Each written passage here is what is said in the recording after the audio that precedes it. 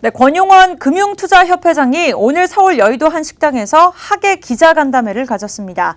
이 취임 후 세 번째 공식 기자간담회인데요. 자세한 이야기 이순영 기자와 얘기 나눠보도록 하겠습니다. 네, 오늘 금투협 기자간담회가 있었습니다. 네, 그렇습니다. 취임 6개월을 맞은 권용원 금융투자협회장이 오늘 여의도 한 식당에서 기자간담회를 열었는데요. 어떤 특별한 주제를 이야기하기보다는 그동안 고민해왔던 일, 또 정책 당국과 협의하고 있는 일들을 이야기할 것이라면서 하반기 핵심 과제를 제시했습니다. 네, 그렇다면 구체적으로 금투협의 하반기 역점 사업은 무엇일까요? 네, 크게 세 가지로 둘 수가 있는데요. 혁신 성장과 금융투자회사의 글로벌라이제이션, 증권회사의 신뢰 문제를 하반기 주요 과제로 꼽았습니다. 먼저 혁신 성장입니다. 금투협 회장은 이 권 회장은 인도가 오늘 2020년까지 국내 총생산 5조 달러에 도전하면서 이 중 1조 달러를 디지털 경제에서 만들어내겠다는 국가 어젠다 같은 게 있었다면서 마치 예전 우리나라 국가 발전 계획을 보는 느낌도 있었는데 지금 한국 경제에도 이런 국가적 목표가 필요한 것이 아닌가 생각한다고 밝혔습니다.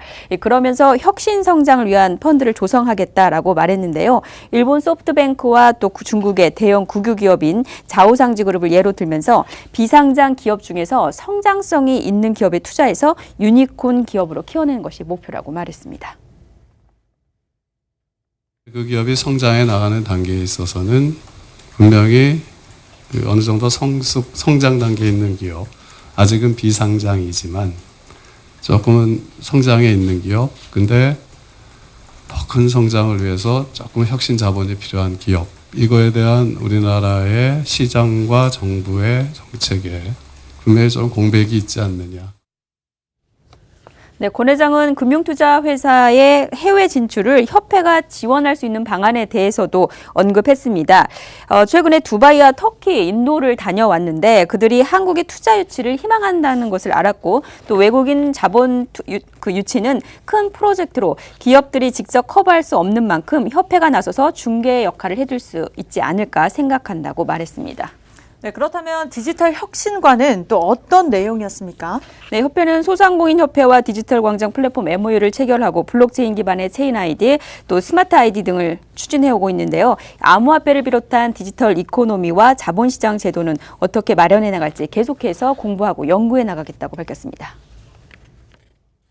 최근에 그 디지털 혁신 관련해서 레귤레이션이 워낙 다기화되고 복잡해지고 자주 바뀌고 그러다 보니까 사실 레귤레이션과 테크놀로지 약자인 레그텍에 관한 것들이 선진국 같은 경우에 굉장히 활발합니다. 그런데 저희들이 한 몇 달 정도 저희 회원사들과 레그텍 관련 협의를 해왔고 레그텍 관련해서도 회원사들과 공동으로 한번 진행하는 것을 검토하고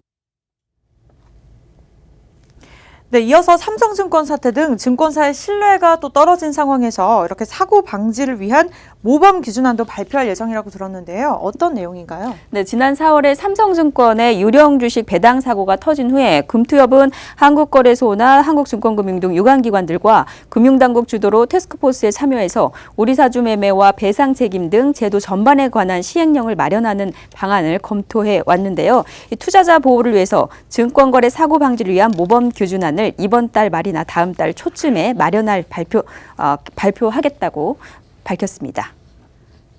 네, 이어서 또 그 밖에 어떤 내용들이 있었을까요? 네, 바로 기금형 퇴직연금입니다. 이 권 회장은 옛날처럼 은행 금리가 5에서 6% 돼서 안전하게 넣어놓고 금리만 받아서 사는 게 가장 좋지만 지금은 금리만으로 안 된다면서 국회에서 논의되고 있는 기금형 퇴직연금 제도를 하반기 역점 사업으로 꼽았습니다. 그는 현재 기업에서 퇴직연금 가입자 대부분이 DB형인데 물가 상승률을 감안하면 대부분 마이너스라면서 이 IPS를 공론화해서 5에서 6% 꾸준히 수익률이 나오도록 하는 걸로 운영을 해야 노후 보장이 된다고 말했습니다. 네, 좋은 정보 감사드립니다. 지금까지 이순영 기자였습니다.